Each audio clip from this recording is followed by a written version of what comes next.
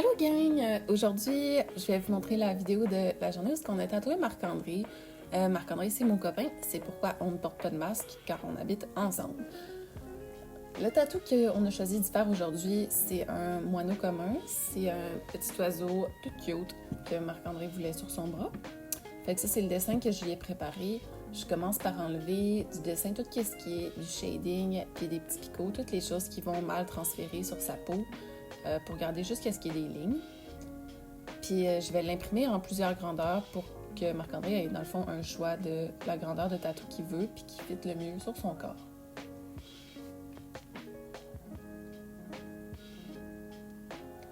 Une fois qu'ils sont imprimés, je les découpe toutes. Après, je les offre à Marc-André pour qu'il choisisse lequel qu'il préfère. J'attire votre attention sur Ponky, qui vit sa meilleure vie au soleil présentement. Une fois que la grandeur est choisie, j'utilise un papier de transfert du Spirit Paper. Pour imprimante, j'ai une imprimante à stencil, celle la plus de base, la plus cheap.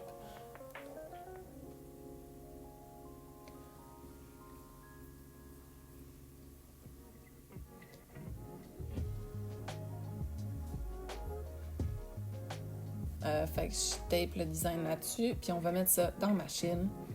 La voici. Elle est dans le coin le plus awkward du studio, ce qui explique pourquoi on voit pas full ce que je suis en train de faire, mais je mets ma feuille dedans, puis je la place pour que ça imprime au bout, parce que j'essaye de rentrer le plus de design possible sur une feuille.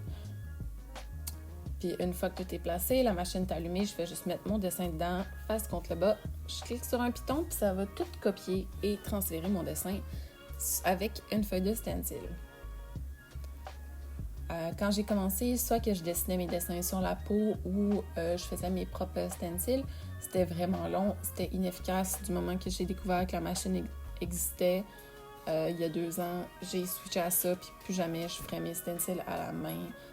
C'est juste tellement long et inefficace pour moi. Une fois que c'est imprimé, ça ressemble à ça dans le fond, puis c'est ça qu'on va utiliser pour faire le stencil.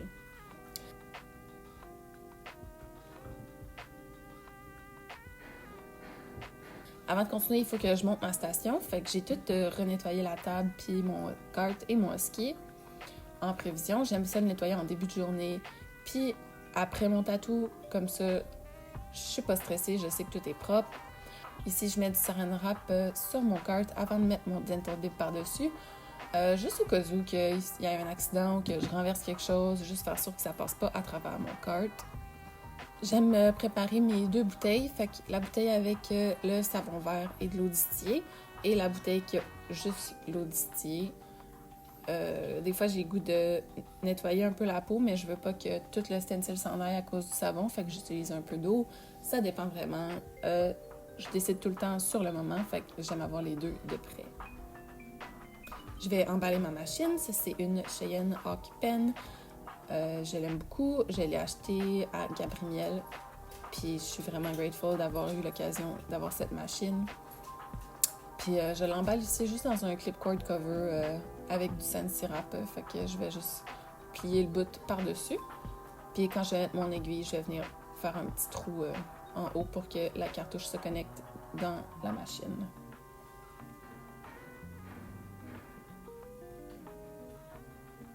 Un peu de crème pour mettre sur la peau. Ici, c'est mon pot avec mes ink caps. Je les garde dans de l'alcool. C'est juste une précaution d'extra que j'aime faire. Puis je prépare mes essuie-tout avec des gants, toujours. Je vais mettre un peu de stencil stuff sur ma station. Fait que c'est ça qui permet de faire le transfert de stencil. Puis pour pas toucher la bouteille avec mes gants contaminés de biohazard, je vais juste en mettre un petit peu ici, puis me servir direct là. Puis comme je sais que Marc-André veut son tatou en noir, je vais tout de suite mettre l'encre noire dans ma petite coupe sur ma station aussi.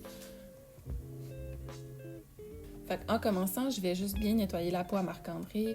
J'essaie d'y aller du milieu vers l'extérieur. Puis juste m'assurer qu'il n'y a pas de poils. Dans ce cas-ci, Marc-André s'était rasé le matin même à la maison pour qu'on économise sur un rasoir jetable.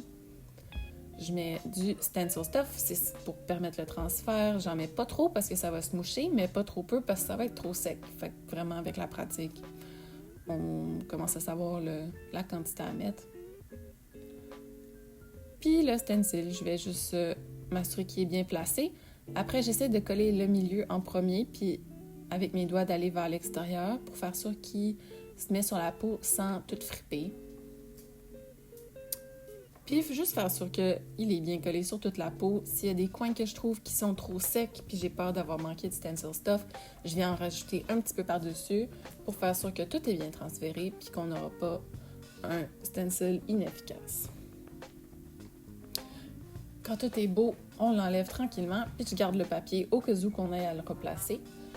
Dans ce cas-ci, on ne l'a pas replacé parce que Marc-André aimait cet emplacement-là, puis c'est ce qu'il voulait.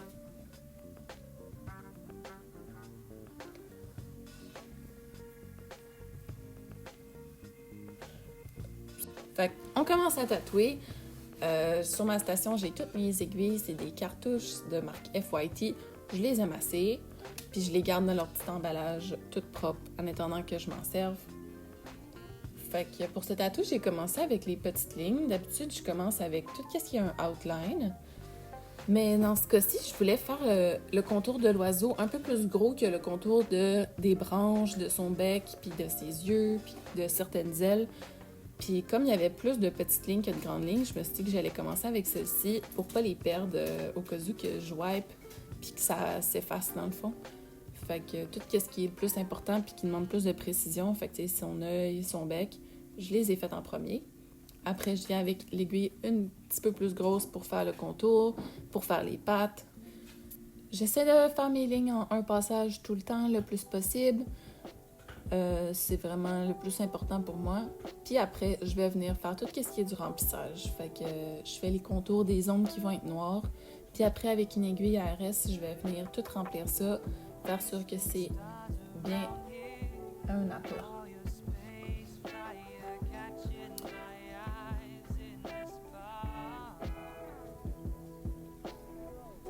Une fois que toutes mes lignes sont faites, c'est là que je vais venir essuyer pour la première fois.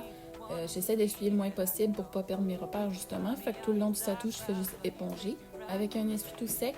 Mais une fois que toutes mes lignes sont faites, je vais mettre du savon et de l'eau dessus, puis venir tout bien nettoyer, puis voir qu'est-ce qu'il y en est, quelle ligne je dois refaire, de quoi ça a l'air. Fait que c'est là que je viens remplir, dans le fond, le bout des ailes, son visage, son œil un petit peu.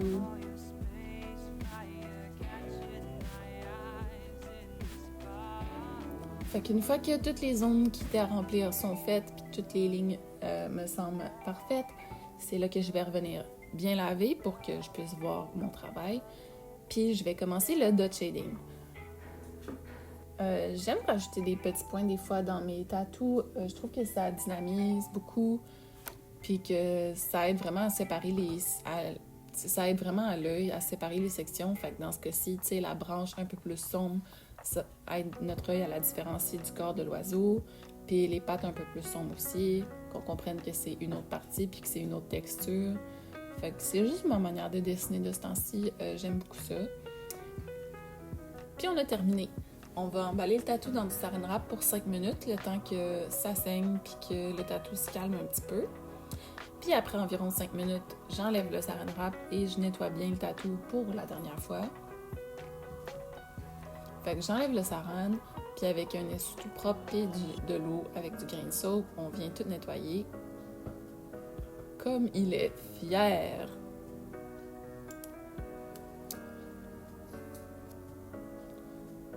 Ici, j'ai inversé les footages, mais c'est pas grave. Fait que je suis en train de défaire ma station. Avec des gants propres, j'enlève, puis je mets sur la table tout ce que je vais devoir laver avec du nettoyant. Je jette les aiguilles qui restent dans la boîte à Sharps que je vais amener à la pharmacie après. Puis c'est ça, j'enlève la machine de l'emballage en essayant de ne pas la toucher le plus possible. Fait que je la laisse tomber sur la table. Puis tout ce qui est single use, tout ce qui est plastique, qui est maintenant des biohazards, je vais les rouler sur eux-mêmes et en disposer. Une fois que tout ça est fait, je change de gants puis je mets une paire de gants propres. Puis je vais venir utiliser des café wipes pour bien nettoyer mes bouteilles puis ma machine. En ce moment, j'utilise ça parce que j'en ai, mais si j'en avais pas, j'utiliserais juste des essuie-tout avec le même produit nettoyant. C'est tout aussi efficace, mais comme j'en ai sous format liquide et sous format de lingette, j'en profite. Puis une fois que tout ça c'est fait, puis que la table est vide, je viens mettre mon produit nettoyant sur la table en spray. C'est un produit nettoyant efficace en 3 minutes. Fait que je vais le laisser agir 3 minutes, puis après, on va tout essuyer.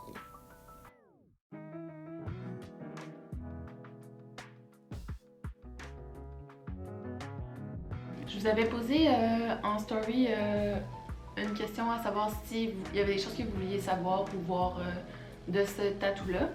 Fait que je vais répondre à ces questions-là. Il y en a juste eu 4, là. Je fais comme si j'étais une grande YouTuber qui recevait full de questions.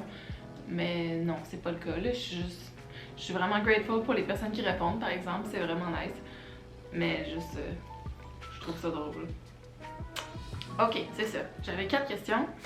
Il y avait Seya qui voulait voir Ponky. En soi, pas une question, mais ok.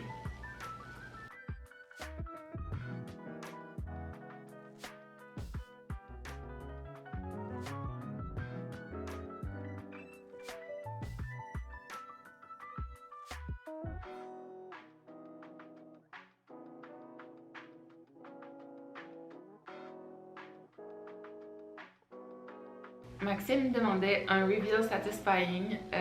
Ce commentaire-là m'a full stressée parce qu'après, j'ai fait tellement de versions de reveal quand on filmait.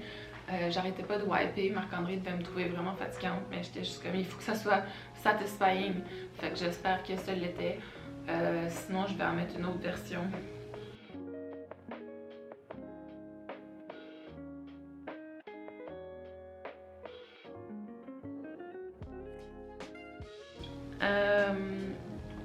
Anne-Sophie m'a demandé s'il y a des couleurs, qu'est-ce qui guide ton choix.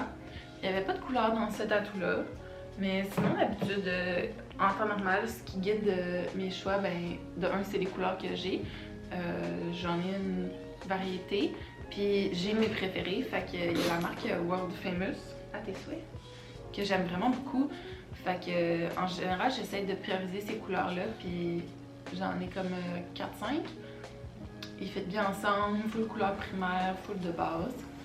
Puis la 4e question, c'est Olympe Tattoo, que je suis sur Instagram maintenant, qui apprend à tatouer en ce moment. Fait que, hello! Qui demande des astuces pour un long lasting stencil.